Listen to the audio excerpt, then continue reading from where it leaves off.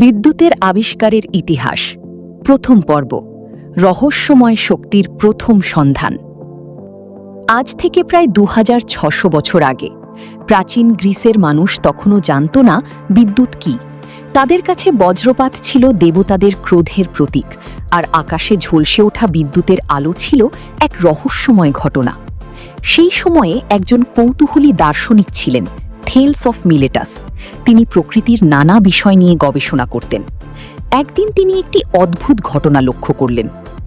এক টুকরো অ্যাম্বার, গাছের রজন থেকে তৈরি শক্ত পদার্থ, তিনি পশমের কাপড় দিয়ে ঘষলেন। কিছুক্ষণ পর দেখলেন অ্যাম্বারটি ছোট ছোট খড়কুটো ও হালকা বস্তু নিজের দিকে টেনে নিচ্ছে। প্রথমে তিনি অবাক হয়ে গেলেন, কিভাবে একটি সাধারণ পাথরের মতো বস্তু অন্য জিনিসকে আকর্ষণ করতে পারে। তিনি বারবার পরীক্ষা করলেন, প্রতিবারই একই ঘটনা ঘটল। যদিও তিনি এর প্রকৃত কারণ বুঝতে পারেননি, তবুও ইতিহাসে এটিই ছিল বিদ্যুতের প্রথম লিখিত পর্যবেক্ষণ। সেই সময়ে কেউ জানত না যে এই ছোট্ট পরীক্ষাই একদিন পৃথিবীকে বদলে দেবে। হাজার হাজার বছর পরে এই রহস্যময় আকর্ষণ শক্তির নাম হবে ইলেকট্রিসিটি বা বিদ্যুৎ। কিন্তু তখনও মানুষের সামনে ছিল অসংখ্য প্রশ্ন। বিদ্যুতের আবিষ্কারের ইতিহাস দ্বিতীয় পর্ব বজ্রপাতের রহস্য ও বিজ্ঞানীদের অনুসন্ধান। প্রথম পর্বে আমরা দেখেছিলাম প্রায় 2600 বছর আগে থেলস অফ মাইলেটাস অ্যাম্বার ঘষে এক অদ্ভুত আকর্ষণ শক্তির সন্ধান পেয়েছিলেন। কিন্তু তারপর কেটে গেল শত শত বছর। বিদ্যুতের রহস্য তখনও মানুষের কাছে অজানা। মধ্যযুগে মানুষ বজ্রপাতকে অলৌকিক ঘটনা মনে করত। যখন আকাশ কালো মেঘে ঢেকে যেত, বজ্রের গর্জন শোনা যেত, আর বিদ্যুতের ঝলকানি আকাশ চিরে নামত, তখন অনেকেই ভাবত এটি দেবতাদের রাগের প্রকাশ। কিন্তু বিজ্ঞানীরা সহজেই রহস্য মেনে নিতে রাজি ছিলেন না। তারা জানতে চাইলেন বজ্রপাতের পিছনে আসলে কি কাজ করে। সপ্তদশ শতাব্দীতে ইউরোপের বিভিন্ন দেশে বিজ্ঞানীরা বিদ্যুৎ নিয়ে নতুন নতুন পরীক্ষা শুরু করেন।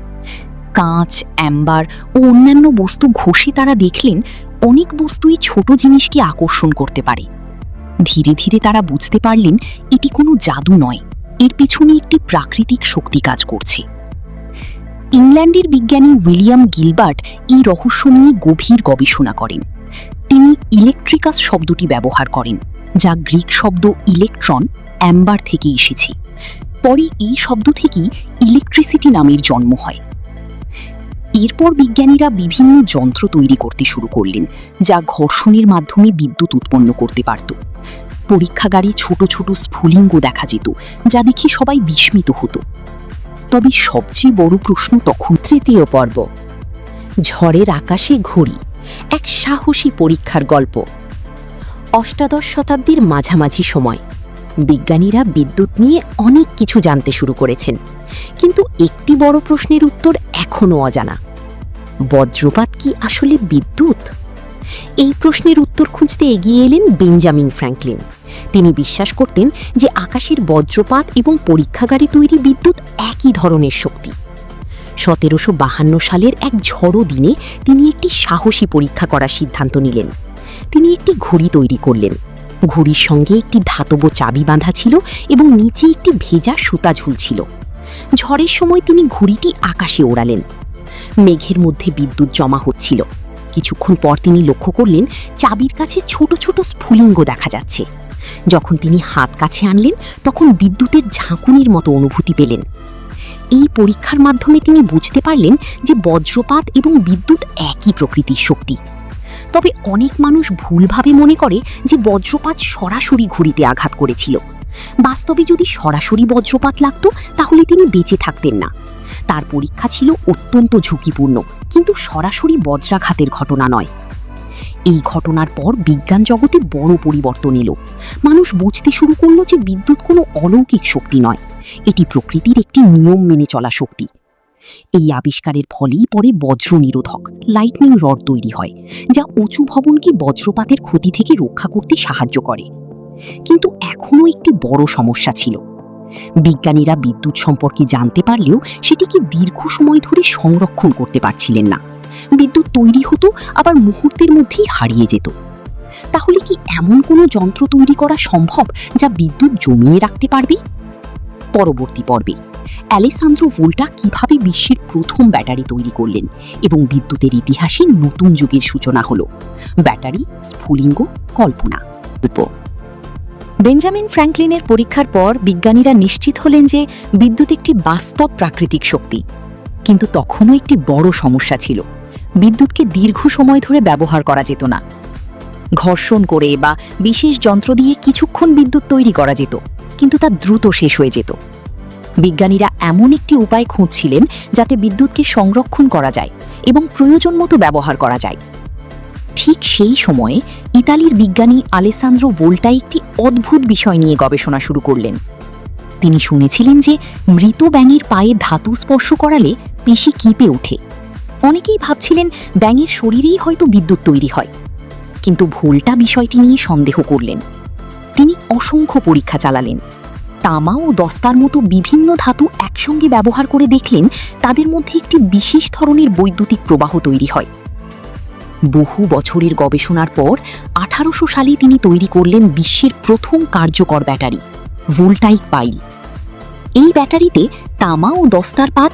বিদ্যুতের আবিষ্কারের ইতিহাস, পঞ্চম পর্ব। মাইকেল ফ্যারাডে ও বিদ্যুৎ উৎপাদনের মহারহস্য।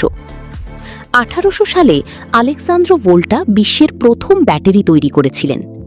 এতে বিজ্ঞানীরা বিদ্যুৎ সংরক্ষণ করতে পারলেন, কিন্তু ব্যাটারির একটি সীমাবদ্ধতা ছিল, এটি খুব বেশি বিদ্যুৎ উৎপাদন করতে পারত না। শিল্প কারখানা, শহর বা হাজার হাজার মানুষের জন্য বিদ্যুৎ সরবরাহ করার মতো কোনো ব্যবস্থা তখনও ছিল না।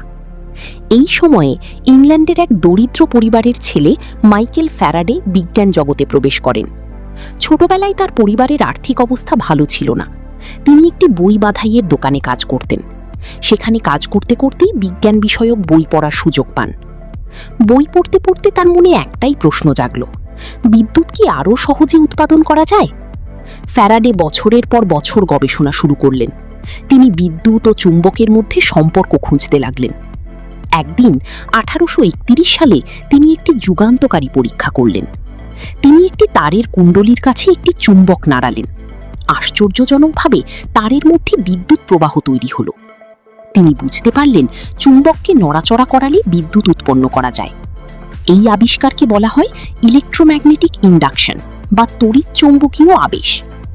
এটি ছিল বিদ্যুতের ইতিহাসের সবচেয়ে গুরুত্বপূর্ণ আবিষ্কারগুলোর একটি, কারণ এই নীতির উপর ভিত্তি করেই পরে জেনারেটর, ডাইনামো এবং বিদ্যুৎ কেন্দ্র তৈরি হয়। আজ পৃথিবীর অধিকাংশ বিদ্যুৎ কেন্দ্রে টারবাইন ঘোরানো হয়, আর সেই ঘূর্ণনের মাধ্যমে চুম্বক ও কুণ্ডলীর সাহায্যে বিদ্যুৎ উৎপন্ন করা হয়। এই ধারণার ভিত্তি দিয়েছিলেন ফ্যারাডে।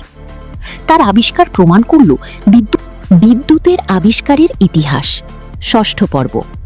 কারেন্টের যুদ্ধ, এডিসন বনাম টেসলা। মাইকেল ফ্যারাডের আবিষ্কারের পর বিদ্যুৎ উৎপাদন সম্ভব হল, কিন্তু নতুন একটি সমস্যা দেখা দিল। এই বিদ্যুৎ মানুষের ঘরে ঘরে কিভাবে পৌঁছাবে? 19 শতকের শেষ দিকে দুই মহান উদ্ভাবকের মধ্যে শুরু হলো এক ঐতিহাসিক প্রতিযোগিতা। একদিকে ছিলেন টমাস এডিসন।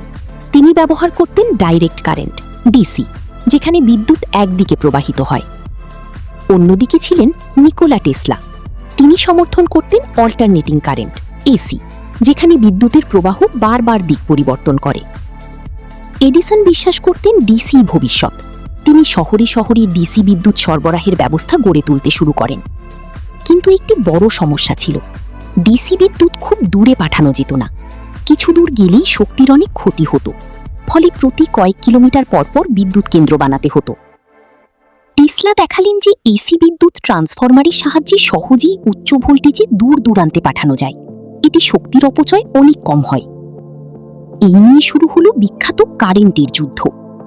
এডিসন প্রমাণ করার চেষ্টা করলেন যে এসি বিপজ্জনক। অন্যদিকে টেসলা দেখাতে লাগলেন যে সঠিকভাবে ব্যবহার করলে এসি অনেক বেশি কার্যকর।